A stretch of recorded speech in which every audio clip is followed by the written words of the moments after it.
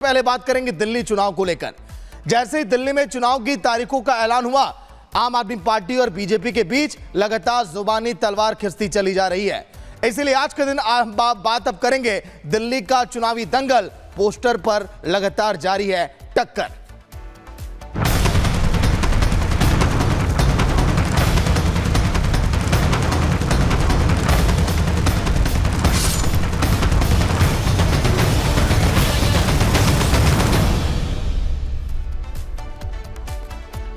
दिल्ली के चुनावी रण में दोनों पार्टियां एक दूसरे को नीचा दिखाने में लगी हैं। अगर हम बात करें तो बीजेपी तो कभी आम आदमी पार्टी पोस्टर जारी कर करके एक दूसरे पर आरोप लगा रही है, लेकिन कल के दिन जब बीजेपी ने दूसरी लिस्ट जारी की, उम्मीदवारों की कई ऐसे दिग्गज चेहरे हैं जिनको विधानसभा के चुनावी मैदान में उतारा गया है। आम आदमी पार्टी और बीजेपी में यह सीधी टक्कर है, लेकिन आम आदमी पार्टी को सत्ता से बेदखल करने के लिए बीजेपी एड़ी से चोटी का जोर लगा रही है। एक एक नेता इस समय चुनावी मैदान में जाकर क्या क्या उपलब्धियां बीजेपी की केंद्र की रही हैं उसे बता रहे, तो वहीं आम आदमी पार्टी भी ये बता रही है कि आखिर कैसे हमने दिल्ली के विकास की रफ्तार को एक नई दिशा दी है।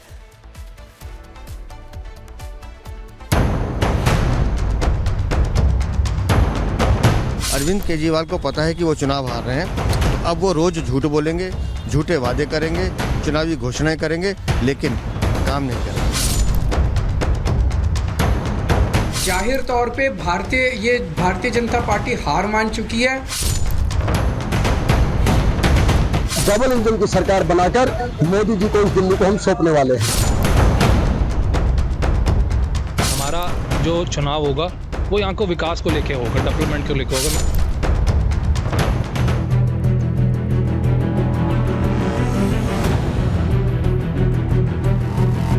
दिल्ली विधानसभा चुनाव की रणभेरी बज चुकी है। वोटिंग की तारीख का ऐलान हो चुका है। राजनीतिक पार्टियां चुनावी चौसर बिछाने में लगी हुई हैं। इसी रण में जीत हासिल करने के लिए पार्टियां पूरा दमखम लगा रही हैं। ऐसे में बीजेपी ने दिल्ली के चुनावी समर में अपने 29 और महारथियों के नाम की लिस्ट जारी कर दी है। करावल नगर से जहां कपिल मिश्रा को टिकट दिया गया है, वहीं दिल्ली के पूर्व मुख्यमंत्री मदन लाल खुराना के बेटे हरीश खुराना को मोती नगर सीट से मैदान में उतारा गया है।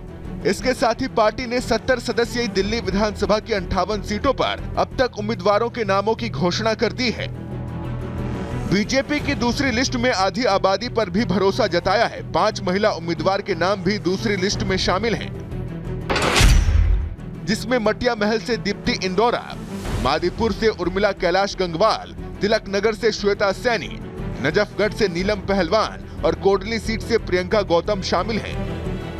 जितनी भी समस्या है यहाँ पे, मेरे यहाँ पे सीवर की समस्या हो, चाहे रोडों की समस्या हो, चाहे गंदे पानी की समस्या हो, मैं सभी का सलूशन करूंगी। इस बार मैदान में कई बड़े चेहरे भी चुनावी समर में नजर आएंगे, जिसमें करावल नगर से कपिल मिश्रा, मोती नगर से हरीश खुराना, प्रियंका गौतम को कोंडली विधानसभा से सीट दिया गया है। वहीं आपकी सबसे भरोसेमंद ओखला सीट से मनीष चौधरी पर भरोसा जताया है।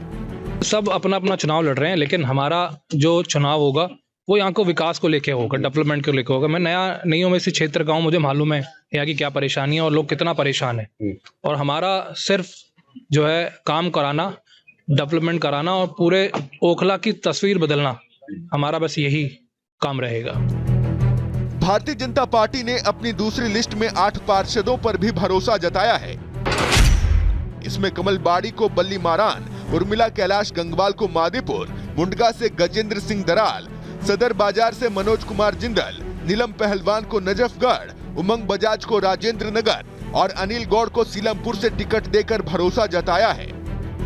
टिकट अकेले गजेंद्र को नहीं मिली, ये पूरी मुंडका विधानसभा के उस समर्पित कार्यकर्ता को मिली है जो निरंतर 10-12 साल से इन भ्रष्टाचारियों को झेल रहे थे। हम सब एकजुट होकर इस बार दिल्ली के अंदर इस मुंडका विधानसभा को भारी बहुमत से जिताकर और डबल इंजन की सरकार बनाकर मोदी जी को इस दिल्ली को हम सौंपने वाले हैं। विधानसभा चुनाव के लिए नामांकन की आखिरी तारीख 17 जनवरी है। ऐसे में बीजेपी ने अभी भी अपने पूरे पत्ते नहीं खोले हैं। अभी तक कुल 58 सीटों पर पार्टी ने अपने उम्मीदवार घोषित किए हैं, जबकि 12 सीटों पर उम्मीदवारों के नाम अभी तय नहीं हुए हैं। Bureau report, Republic Bharat. और कोमल हमारे साथ लगातार जुड़ी हुई है। कोमल का रुख कर लेते हैं। कोमल, देखिए, दिल्ली का जो दंगल है वो लगातार रोमांचक होता चला जा रहा है। 5 फरवरी जैसे जैसे नजदीक आ रही है, ये जो लड़ाई है ये और ज्यादा इंटरेस्टिंग हो गई है, क्योंकि देखिए 29 नेम्स और जो है पावर पैक लिस्ट में बीजेपी ने जारी कर दिए हैं। अपने 58 योद्धा उतार दिए मैदान में। बिल्कुल, देखिए, अगर हम बात करें तो दिल्ली में ये जो चुनावी दंगल है वो काफ़ी ज़्यादा इंटरेस्टिंग तो होता चला जा रहा है इस लिहाज से, क्योंकि देखिए हम ट्विटर के जरिए एक दूसरे पर आरोप प्रत्यारोप देखने को मिल रहा है। वहीं दूसरी तरफ बात करें तो पोस्टर वॉर भी राजधानी दिल्ली में देखने को मिल रही है। बयान जो है, बयानबाजी का सिलसिला जो है वो काफ़ी ज़्यादा बढ़ता हुआ नजर आ रहा है। ऐसे में कह सकते हैं कि दिल्ली का चुनाव जो है इस बार काफ़ी ज़्यादा इंटरेस्टिंग नजर आ रहा है। अलग अलग रंग जो है वो राजधानी दिल्ली में चुनाव से पहले देखने को मिल रहे हैं। लेकिन इस बीच अगर हम बात करें तो देखिए 29 उम्मीदवारों की लिस्ट जो है, पहली लिस्ट जारी हुई थी उसमें भी 29 उम्मीदवारों का नाम था। दूसरी लिस्ट जारी होती है 29 उम्मीदवारों का नाम होता है, लेकिन इसमें अगर हम गौर करें तो देखिए 5 महिलाओं को जगह दी गई है। साथ ही साथ उन लोगों को जगह दी गई है जो आम आदमी पार्टी और कांग्रेस से आकर के जिन्होंने बीजेपी का दामन थामा था। अगर हम पहले लिस्ट की बात करें तो देखिए उसमें 7 उम्मीदवार ऐसे थे जो कांग्रेस और आम आदमी पार्टी से। देखिए, चलिए कोमल, बहुत बहुत शुक्रिया, अपडेट आपसे लेते रहेंगे पूरी जानकारी के लिए। अब आपको दिखाएंगे तस्वीरें अलौकिक, विहंगम, अविस्मरणीय उस महाकुंभ की जिसकी तैयारियां इस समय उत्तर प्रदेश में जोरों पर है। हर एक चप्पे चप्पे पर इस समय मुस्तैदी है जिला प्रशासन की। इसके साथ ही साथ योगी सरकार कैसे इस महाकुंभ को यादगार बनाया जाए, हर एक उस तैयारी में लगी है। महाकुंभ में इस बार कई ऐसी तैयारियां की गई हैं जिसको देखकर दुनिया वाहवाही कर रही है यूपी सरकार की।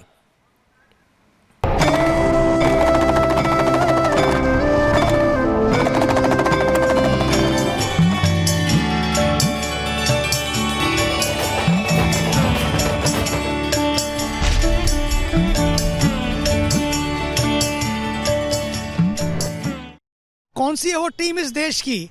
वो टीम बड़ी प्यारी है। एक है भारत के ऊर्जावान प्रधानमंत्री जी और दूसरे हैं हमारे आदरणीय योगी जी, उत्तर प्रदेश के ऐसे उत्तम प्रदेश बनाने वाले योगी जी। और दूसरी बात, उन दोनों के नेतृत्व में, मार्गदर्शन में पूरा, सच मानिए तो पूरी टीम कुंभ मेला की रात दिन जगी हुई। जैसे अपने घर में शादी नहीं होती है, कैसे पूरा परिवार जगा होता है कि अपने घर की शादी बिटिया ठीक से विदा हो जाए।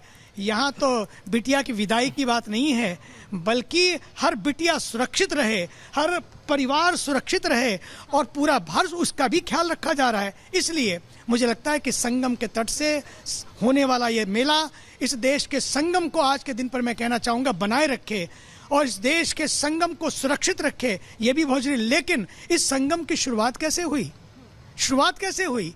क्यों आना पड़ा संगम के तट पर? महाराज जी, हम इतिहास के बारे में जानेंगे, उससे पहले संतोष जी जरा ये तस्वीरें भी दिखाइएगा।